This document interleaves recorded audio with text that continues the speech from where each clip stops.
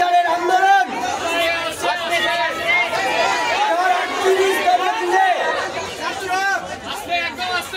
তার 38তম দিনে আজকে আমরা যখন গিয়েছিলাম তখন এখান থেকে বলে গিয়েছিলাম যে আমরা যে আমাদের সদিচ্ছা দেখাচ্ছি যে আমরা একটা আলোচনায় বসতে চাই এবং আমাদের 5 দফা দাবি নিয়ে আলোচনা করার জন্য আমরা যাচ্ছি।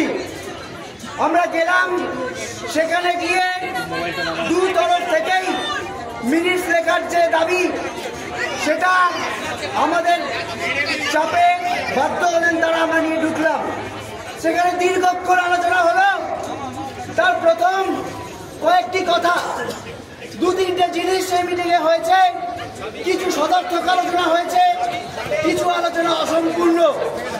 কিন্তু প্রথম যে কথাটা বলে নেওয়া দরকার, মাননীয় মুখ্যমন্ত্রী আশ্বাস দিয়েছেন যে পুলিশ কমিশনার বিনীত গোয়েল যার অপসারণের দাবি আমরা প্রথম দিন থেকে করছি, তাকে তিনি সরিয়ে দেবেন।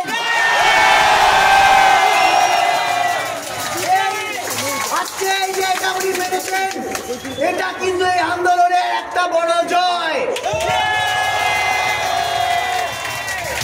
এবং স্বাস্থ্য ভবনের ক্ষেত্রে স্বাস্থ্য ভবন সাফাই করো অভিযান যে আমরা করেছিলাম, তাতে ডিএমই এবং ডিএইচএস তাদেরও সরিয়ে দেওয়া হবে।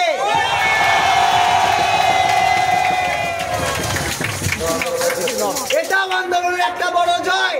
ডিসি নর্থ, যে ডিসি নর্থ যার বাবা নির্যাতিতা যে বাবা মা তাকে টাকা দিতে চেয়েছিলেন, তাকেও সরিয়ে দেওয়া হবে।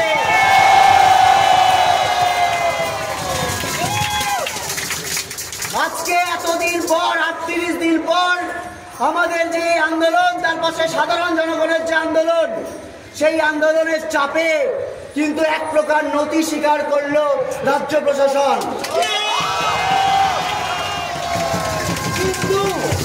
কিন্তু এরপরেও কয়েকটা কথা বলে নেওয়া জরুরি।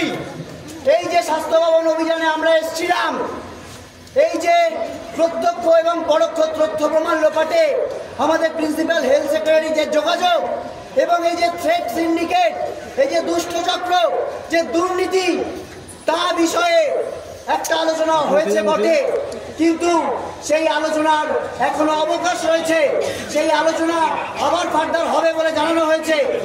কিন্তু একটা কথা বলে নেওয়া জরুরি যে যতক্ষণ না অবধি এখনো অবধি মৌখিক আশ্বাস পাওয়া গেছে, যতক্ষণ না অবধি এটার বাস্তবায়ন ঘটছে, ততক্ষণ অবধি আমরা আমাদের এই যে আন্দোলন, এই যে অবস্থান, কর্মবিরতি,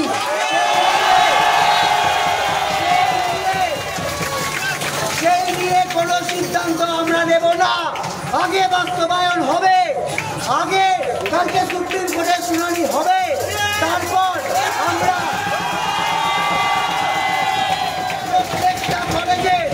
প্রত্যেকটা কলেজের যে জুনিয়র ডাক্তাররা আছে তারা সবাই মিলে বসে কোনো একটা নির্দিষ্ট সিদ্ধান্তে পৌঁছবো, তার আগে নয়।